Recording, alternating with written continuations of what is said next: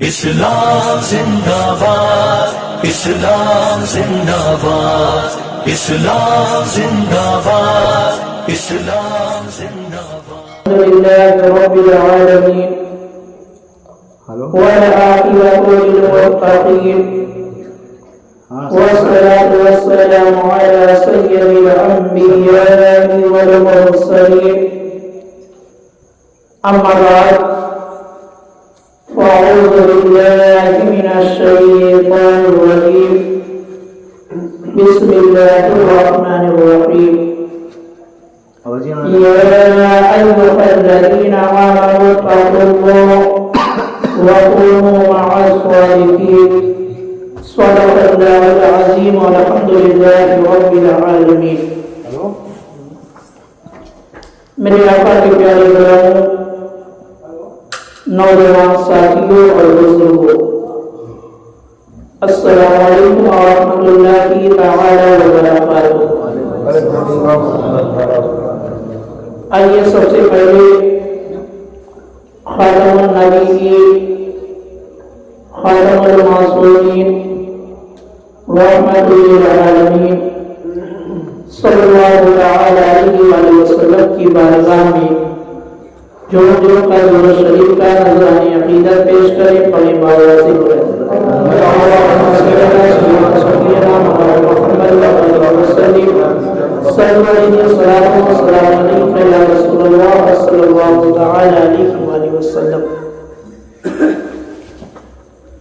خطبہ مسنونہ کے بعد میں نے جس آیت کریمہ کی تلاوت کرنے کا شرف حاصل کیا ہے، اللہ تعالیٰ قرآن مجید کے اندر ارشاد فرماتا ہے، یا ایھا الذین آمنوا اتقوا اللہ وکونوا مع الصادقین، یعنی اے ایمان والو، اللہ سے ڈرو اور سچوں کے ساتھ ہو جاؤ۔ اس آیت کریمہ کے اندر اللہ تعالیٰ نے اہل ایمان کو دو باتوں کا حکم دیا ہے۔ پہلی بات تو اللہ تعالیٰ نے یہ حکم دیا کہ اے ایمان والو، اللہ سے ڈرو، یعنی اپنے دل میں جو ہے اللہ کا خوف بٹھا لو، تقوی حاصل کر لو۔ اور یہ چیز جو ہے ایسی ہے کہ اگر انسان کے اندر آ جائے، اگر انسان کے اندر آ جائے تو انسان جو ہے تمام گناہوں سے آزاد ہو جائے گا۔ یعنی اگر خوف خدا جو ہے دل میں آ جائے، جس طریقے سے اللہ کا خوف ہونا چاہیے، اگر وہ چیز انسان کے دل میں آ جائے تو کبھی بھی انسان جو ہے گناہوں کی طرف لٹی جائے گا۔ یہی وجہ ہے جب آپ اولیاء کرام کی سیرت مبارکہ کو پڑھیں گے تو اولیاء کرام کا جو دل ہے، اولیاء کرام کا جو دل ہے وہ خوف خدا سے بھرا ہوا کرتا تھا، خوف خدا سے بھرا ہوا کرتا تھا۔ تو اللہ تعالیٰ نے اہل ایمان کو حکم دیا کہ اے ایمان والو، اللہ سے ڈرو، اللہ سے ڈرو۔ اور آگے اللہ تعالیٰ نے حکم دیا کہ سچوں کے ساتھ ہو جاؤ، سچوں کے ساتھ ہو جاؤ، یعنی جو سچوں کی جماعت ہے اس سے اپنا رشتہ جوڑ کر رکھو، سچوں کی جو جماعت ہے اس کے ساتھ اپنا رشتہ جو ہے جوڑ کر رکھو، اپنا دامن جو ہے اس سے جوڑ کر رکھو، اس سے ملاقات کرتے رہو، اس کے پاس آتے جاتے رہو، تاکہ یہ رشتہ جو ہے سچوں کے ساتھ جڑا رہے۔ اب فائدہ کیا ہوگا؟ جب آپ سچوں سے رشتہ جوڑ کر رکھیں گے، ان سے ملاقات کرتے رہیں گے، تو فائدہ یہ حاصل ہوگا کہ سچے جو ہوتے ہیں، جو اللہ کے محبوب بندے ہوتے ہیں، ہمیشہ جو ہے وہ اچھی تعلیم ہی دیتے ہیں، وہ ہمیشہ اچھی تعلیم دیتے ہیں، اچھی بات بتاتے ہیں، اچھے راستے پر چلاتے ہیں، اہدنا الصراط المستقیم پر چلاتے ہیں۔ تو فائدہ یہ حاصل ہوگا کہ جب ہم اچھوں سے رشتہ جوڑ کر رکھیں گے تو ہم جو ہے ادھر ادھر بھٹکنے والے نہیں ہوں گے، بلکہ ہمارے ایمان کی بھی حفاظت ہوگی، ہمارے اعمال کی بھی حفاظت ہوگی، ہمارے ایمان کی بھی حفاظت ہوگی اور ہمارے اعمال کی بھی حفاظت ہوگی۔ اسی لیے جو ہے ہمارے اسلاف نے، ہمارے بزرگوں نے ہمیشہ جو ہے اپنا ہاتھ جو ہے سچوں کے ہاتھ میں دے کر اپنی زندگی کو گزارا، اپنے ہاتھ کو سچوں کے ہاتھ میں، اولیاء اکرام کے ہاتھ میں اپنا ہاتھ جو ہے دے کر گزارا ہے، کیونکہ جب بڑوں کا ہاتھ جو ہے چھوٹوں کے سروں پر ہوتا ہے تو ہمیشہ جو ہے بڑوں کا فضل و کرم ہوا کرتا ہے، اور چھوٹا جیسے ہی راستے سے بھٹکنے لگتا ہے بڑا جو ہے اس کی اصلاح کر دیتا ہے، بڑا اس کی اصلاح کر دیتا ہے۔ تو اللہ تعالیٰ نے یہ حکم دیا کہ اے ایمان والو سچوں کے ساتھ ہو جاؤ، یعنی اللہ تعالیٰ نے ہم کو وہ راستہ دکھا دیا کہ جس راستے پر چلنے سے جو ہے ہمارے عقیدے کی بھی حفاظت ہوگی اور ہمارے اعمال کی بھی حفاظت ہوگی۔ اور دیکھو میرے مسلمان بھائیوں، سچوں کی جماعت میں جو ہے ایک نام ہے شیخ عبد القادر جیلانی رضی اللہ تعالی عنہ، جن کو دنیا جو ہے غوث اعظم کے نام سے جانتی ہے۔ تو میرے مسلمان بھائیوں، آپ کی ذات جو ہے محتاج تعارف نہیں، بلکہ اہل سنت و جماعت جو ہے اس بات پر متفق ہے کہ آپ جو ہے اللہ کے ولی، آپ اللہ کے ولی ہیں۔ بلکہ علامہ ذہبی اپنی کتاب اعلام النبلہ کے اندر آپ لکھتے ہیں کہ شیخ عبد القادر جیلانی رضی اللہ تعالی عنہ تمام اولیاء اکرام کے سردار، تمام اولیاء اکرام کے سردار ہیں، اور آپ متقی پرہیزگار ہیں، آپ متقی پرہیزگار ہیں۔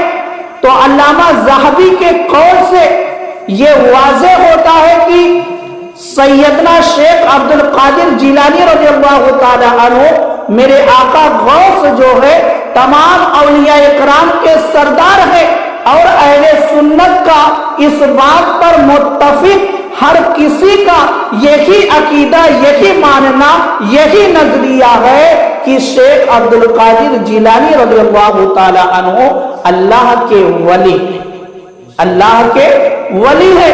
اور ولی کا معنی کیا ہوتا ہے؟ دوست۔ ولی کا معنی دوست، یعنی جو اللہ کا ولی ہوتا ہے وہ اللہ کا دوست ہوتا ہے۔ اب میرے مسلمان بھائیوں، آپ دنیا کے اندر دیکھیں کہ جو انسان اچھا ہوتا ہے وہ ہمیشہ جو ہے اچھوں سے دوستی کرتا ہے، جو انسان اچھا ہوتا ہے وہ ہمیشہ اچھوں سے دوستی کرتا ہے، اور جو برا ہوتا ہے وہ ہمیشہ جو ہے بروں سے ہی دوستی کرتا ہے۔ اور میرے آقا سرکار دو عالم صلی اللہ تعالی علیہ وآلہ وسلم نے تو یہاں تک ارشاد فرمایا کہ ایک دوست جو ہے اپنے دوسرے دوست کے دین پر ہوتا ہے، یعنی ہم جس سے دوستی کرتے ہیں بہت ہی جانچ اور پرکھنے کے بعد دوستی کرنی چاہیے، کیونکہ جب ہم کسی شخص سے دوستی کر لیتے ہیں تو ہمارا اٹھنا بیٹھنا چلنا پھرنا جو ہے اس کے ساتھ ہو جاتا ہے۔ تو اب جیسا اس کا دین ہوگا، جیسی اس کی طبیعت ہوگی، ہماری بھی طبیعت جو ہے اسی طریقے سے ڈھلتی چلی جائے گی۔ ایک دن ایسا آئے گا کہ ہم بھی جو ہے اسی کے عقیدے والے ہو جائیں گے، اسی کے جیسے ہو جائیں گے. اسی لیے میرے آقا نے فرمایا کہ ایک دوست جو ہے اپنے دوسرے دوست کے دین پر ہوتا ہے. تو میرے مسلمان بھائیوں، ولی کا معنی دوست، اور جو ولی ہوتا ہے وہ اللہ کا دوست ہوتا ہے. اب دنیا کے اندر ہم نے نظام جو بنایا وہ یہ بنایا کہ اچھا انسان اچھے انسان سے دوستی کرتا ہے. کیوں؟ کیونکہ وہ پہلے جانچتا ہے، پرکھتا ہے کہ یہ میری دوستی کے لائق ہے کہ نہیں، میرے ساتھ اٹھنے بیٹھنے کے لائق ہے کہ نہیں. اب پروردگار عالم اگر کسی کو اپنا دوست بنائے گا تو کیا کسی چلتے پھرتے ہوئے انسان کو اپنا دوست بنا لے گا؟ کیا کسی بد عقیدہ کو اپنا دوست بنا لے گا؟ کیا کسی بد اعمال یعنی جس کا اعمال برا ہو اس کو اپنا دوست بنا لے گا؟ نہ کہ میرے مسلمان بھائیوں، اللہ تعالیٰ اسی شخص کو، اسی انسان کو ولی اپنا دوست بناتا ہے جس کا عقیدہ درست ہوتا ہے اور جس کے اعمال درست ہوتے ہیں. کیونکہ اللہ تعالیٰ نے خود ایک قانون بیان کر دیا ہے، الذین آمنوا وکانوا یتقون. اللہ تعالیٰ نے خود قانون بیان کر دیا ہے کہ میرا ولی وہی ہوتا ہے جس کا ایمان عقیدہ درست ہوتا ہے، جس کا اعمال درست ہوتا ہے، اور جس کا عقیدہ درست نہیں ہوتا، جس کا اعمال نہیں درست ہوتا، وہ ہرگز جو ہے ولی نہیں ہو سکتا ہے.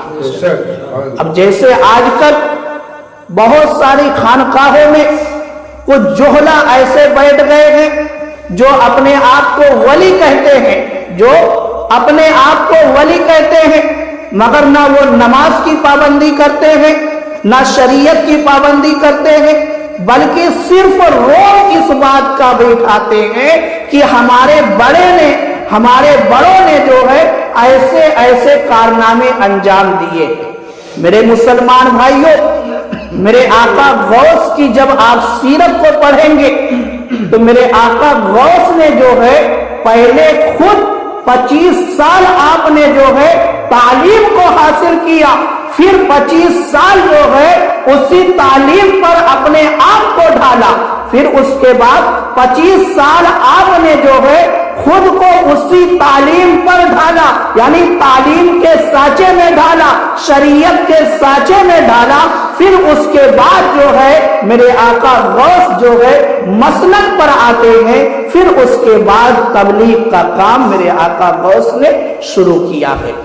صرف آپ بیٹھ کر اپنی خانقاہ میں اللہ اللہ نہیں کرتے رہے، یا کسی جنگل میں نکل کر آپ نے صرف نماز میں یا روزے میں اپنی زندگی کو نہیں گزارا ہے، بلکہ آپ بغداد کی سرزمین پر بیٹھ کر، لوگوں کے بیچ بیٹھ کر جو ہے آپ نے لوگوں کے عقائد کی اصلاح کی ہے، آپ نے لوگوں کے اعمال کی اصلاح کی ہے. تو میرے آقا غوث کے اندر جو ہے تقوی بھی موجود تھا، اور اعمال تو آپ کا ایسا تھا کہ آپ نے جو ہے 40 سال تک جو ہے عشاء کے وضو سے فجر کی نماز آپ نے ادا کی. اور دیکھو میرے مسلمان بھائیو، تو اللہ تعالیٰ نے حکم دیا کہ سچوں کے ساتھ ہو جاؤ، اور سچوں کی جماعت میں ایک نام حضرت شیخ عبد القادر جیلانی رضی اللہ تعالیٰ عنہ کا. اور آپ کی ذات محتاج تعارف نہیں، آپ کی کرامتیں بہت زیادہ مشہور ہیں. مگر میرے مسلمان بھائیو، آج چند باتوں کا ہم جائزہ لیتے ہیں. جائزہ یہ لیتے ہیں کہ جو ہمارا عقیدہ ہے کیا وہی عقیدہ غوث اعظم کا بھی تھا؟ کیونکہ آپ اللہ کی بارگاہ میں مقبول ہے، اور اللہ تعالیٰ نے یہ حکم دیا ہے کہ سچوں کے ساتھ ہو جاؤ. تو اہل سنت پر یہ لازم ہے کہ غوث اعظم کی پیروی کریں، غوث اعظم کی پیروی کریں. فقہی مسائل میں اختلاف اپنی جگہ ہے، مگر عقائد جو ہے وہ امام اعظم ابو حنیفہ یعنی حنبلیوں کا بھی وہی عقیدہ، شافعیوں کا بھی وہی عقیدہ، مالکیوں کا بھی وہی عقیدہ اور حنفیوں کا بھی وہی عقیدہ، سب کا ایک ہی عقیدہ ہے۔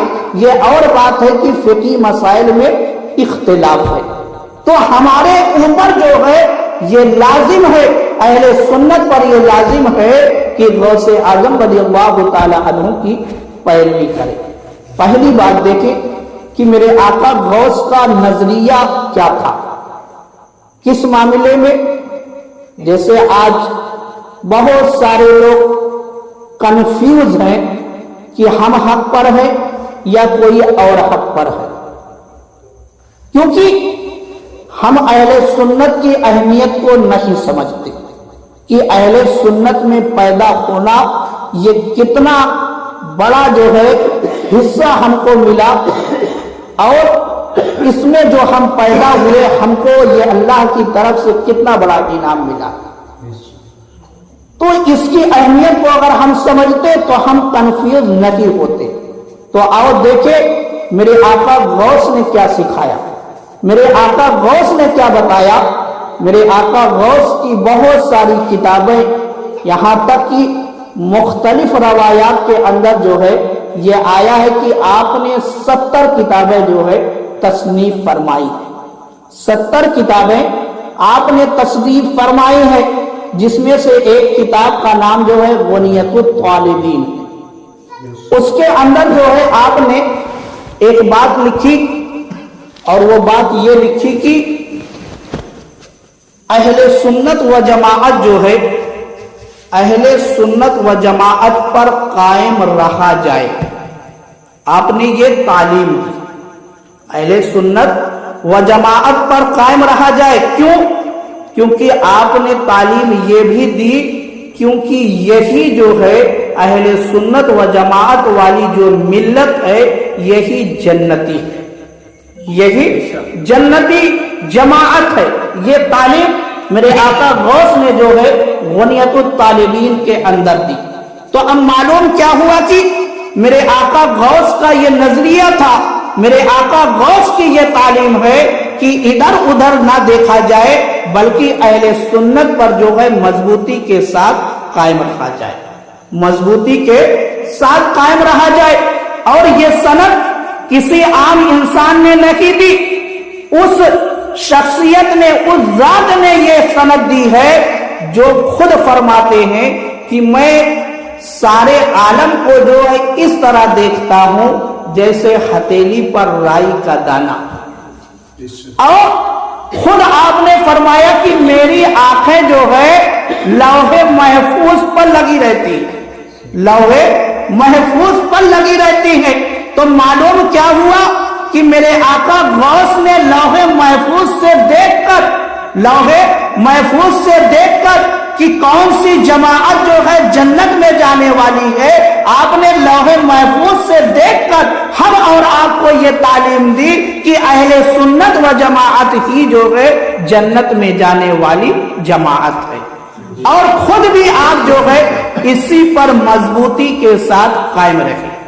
اب اگر اہل سنت و جماعت کا عقیدہ درست نہ ہوتا تو ہرگز جو ہے غوث اعظم ولی نہیں ہو سکتے، کیونکہ ولی ہونے کے لیے عقیدے کی درستگی پہلا مقام ہے، یعنی عقیدہ درست ہونا یہ پہلی منزل ہے۔ جب تک عقیدہ درست نہیں ہوگا تب تک اعمال درست نہیں ہوگا، اور جب اعمال نہیں درست ہوگا تو ہرگز جو ہے کوئی شخص جو ہے ولی نہیں ہو سکتا۔ تو میرے آقا غوث کی ولایت پر سب کا اتفاق ہے، ہر انسان یہ مانتا ہے کہ آپ کو ولایت عطا کی گئی، آپ غوثیت کبریٰ کے مقام پر فائز ہیں۔ تو جب ہم یہ مانتے ہیں تو ہم کو یہ بھی ماننا پڑے گا کہ جو میرے آقا غوث نے تعلیم دی ہے کہ اہل سنت و جماعت کی جنت میں جانے والی جماعت ہے، تو ہم کو یہ بھی قبول کرنا پڑے گا۔ اور میرے مسلمان بھائیوں، اور آگے ایک مقام پر میرے آقا غوث فرماتے ہیں کہ تمام تعریفیں جو ہے اللہ رب العالمین کے لیے، اور صلاۃ و سلام جو ہے ہمارے سردار ہماری سند محمد مصطفیٰ صلی اللہ تعالیٰ علیہ وآلہ وسلم پر جو خاتم النبیین ہے. ہم اور آپ کا عقیدہ کیا ہے کہ ہمارے آقا کے بعد جو ہے اب کوئی روئے زمین پر نبی نہیں آ سکتا، یعنی نبوت کا دروازہ بند ہو گیا، اب کوئی نیا نبی نہیں آئے گا. یہ اور بات ہے کہ حضرت عیسیٰ علیہ السلام آئیں گے مگر وہ نئے نبی نہیں، وہ نبوت کے تاج سے جو ہے پہلے ہی سرفراز کیے جا چکے ہیں. ہمارے آقا سرکار دو عالم صلی اللہ تعالی علیہ وآلہ وسلم آخری نبی خاتم النبیین بن کر جو ہے آپ روئے زمین پر تشریف لائے. اب نبوت کا دروازہ جو ہے بالکل بند ہو چکا ہے. تو یہی عقیدہ جو ہے ہم اور آپ کا ہے، اور میرے آقا غوث کا بھی یہی نظریہ ہے. اب اس کے علاوہ جو ہے کوئی خاتم النبیین میں پہلو ڈھونڈے کہ اس طریقے کا ذلی نبی آ سکتا ہے یا اور کسی طرح کا نبی آ سکتا ہے، آنے سے فرق نہیں پڑے گا. اس طریقے کا اب اگر کوئی جو ہے سوسا ڈھونڈتا ہے، نقطہ ڈھونڈتا ہے، گویا کی جو ہے وہ اس عقیدے سے ہٹنا چاہ رہا ہے. کیونکہ جب اللہ تعالیٰ نے قرآن مجید کے اندر ارشاد فرما دیا کہ میرا یہ محبوب جو ہے آخری نبی ہے، میرا یہ محبوب آخری نبی ہے، اور جب میرے آقا نے خود فرما دیا لا نبی بعدی، میرے بعد کوئی نبی نہیں آئے گا، اور جب میرے آقا غوث نے بھی یہی تعلیم دی، اپنا نظریہ واضح کیا بنیت الطالبین کے اندر کہ میرے آقا سرکار دو عالم صلی اللہ تعالی علیہ وآلہ وسلم آخری نبی ہے، آپ خاتم النبیین ہے. تو میرے مسلمان بھائیوں اسی عقیدے کو جو ہے مضبوطی سے تھام لو. یہی عقیدہ جو ہے کامیابی والا عقیدہ ہے، اور جو اس سے ہٹتا ہے وہ گمراہی کی طرف چلا جائے گا. اس سے جو ہٹتا ہے وہ گمراہی کی طرف چلا جائے گا، وہ اللہ اور اس کے رسول کے فرمان سے ہٹ جائے گا، وہ اولیاء کرام کی تعلیمات سے ہٹ جائے گا. تو اللہ نے حکم دیا سچوں کے ساتھ ہو جاؤ، تو سچوں کی جماعت میں میرے آقا غوث شامل ہے. آپ اس عقیدے سے جو ہے میرے آقا غوث کے ساتھ جو ہے شامل ہو جائے. ایک آخری بات سنیں، آخری بات نماز کے بارے میں میرے آقا غوث کا نظریہ کیا ہے. میرے آقا غوث فرماتے ہیں بنیت الطالبین کے اندر آپ کہ اللہ تعالیٰ نے جو ہے تمام نیکیوں کو ایک جگہ پر جمع کر کے ذکر کیا، اور برائیوں کو بھی جو ہے اللہ تعالیٰ نے برائیوں کا بھی ذکر کیا ہے. اب میرے آقا غوث اور آگے فرماتے ہیں آپ کہ جب اللہ تعالیٰ نے نیکیوں کا ذکر کر لیا، برائیوں کا ذکر کر لیا، پھر اس کے بعد تنہا جو ہے اللہ تعالیٰ نے نماز کا ذکر کیا ہے. یعنی میرے آقا غوث فرماتے ہیں کہ نماز کی اہمیت ایسی ہے کہ اللہ تعالیٰ نے نماز کا ذکر جو ہے تنہا کیا اور بتا دیا کہ تمام اعمال میں، تمام عبادتوں میں جو ہے اگر کوئی عبادت جو ہے افضل العبادات ہے تو اس عبادت کا نام جو ہے نماز ہے، اس عبادت کا نام نماز ہے. اور آگے آپ فرماتے ہیں کہ فقہ حنبلی کے اندر کیونکہ میرے آقا غوث جو ہے حضرت امام احمد بن حنبل کے مقلد تھے، آپ ان کی فقہ پر عمل کرنے والے تھے، اس لیے آپ فقہ حنبلی کا فتویٰ جو ہے آپ دیتے ہیں. آپ ارشاد فرماتے ہیں کہ فقہ حنبلی کے اندر جو شخص نماز نہیں پڑھتا اس کی نماز جنازہ جو ہے ہرگز نہ پڑھی جائے.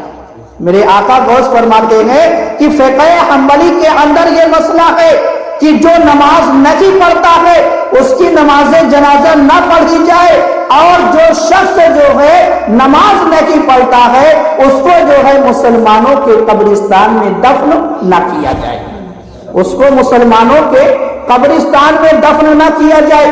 مگر میرے مسلمان بھائیوں، مسئلے کو واضح کر دوں میں کہ ہم اور آپ جو ہے حضرت امام اعظم ابو حنیفہ رحمۃ اللہ علیہ کے مقلد ہے، ان کی تقلید کرنے والے ہیں۔ امام اعظم ابو حنیفہ کے نزدیک جو ہے نماز نہ پڑھنے والا شخص جو ہے گناہ گار ہے، نماز نہ پڑھنے والا شخص جو ہے گناہ گار ہے، اور فقہ حنبلی کے اندر نماز نہ پڑھنے والا شخص کافر ہو جاتا ہے۔ اس لیے آپ نے یہ فتویٰ دیا۔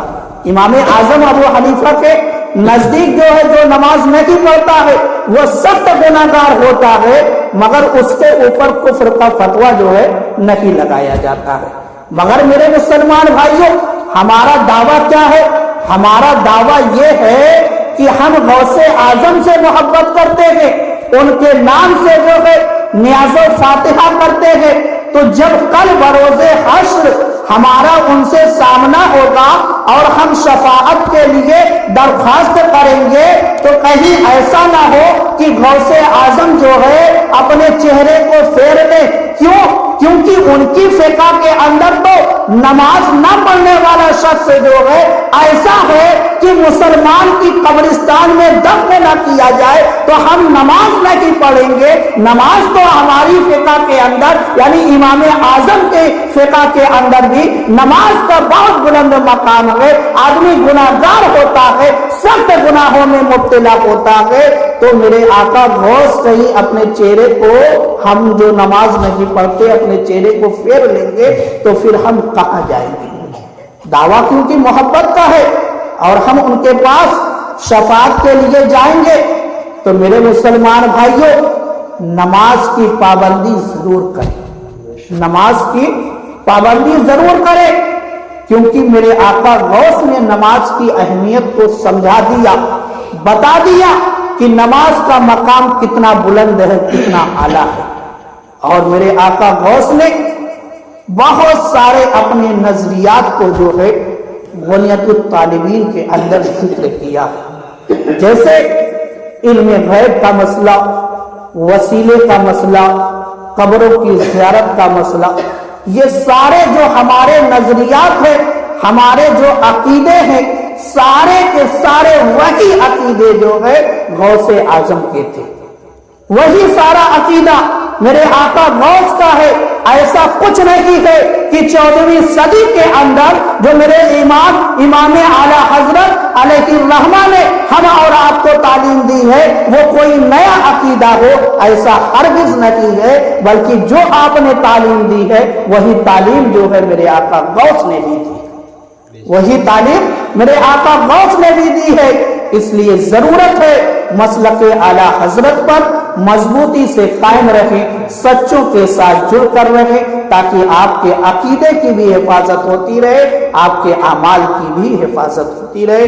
اللہ تعالیٰ کی بارگاہ میں دعا ہے کہ مولا تعالیٰ ہم سب کو عمل کرنے کی توفیق عطا فرمائے۔ وآخر دعوانا الحمدللہ رب العالمین۔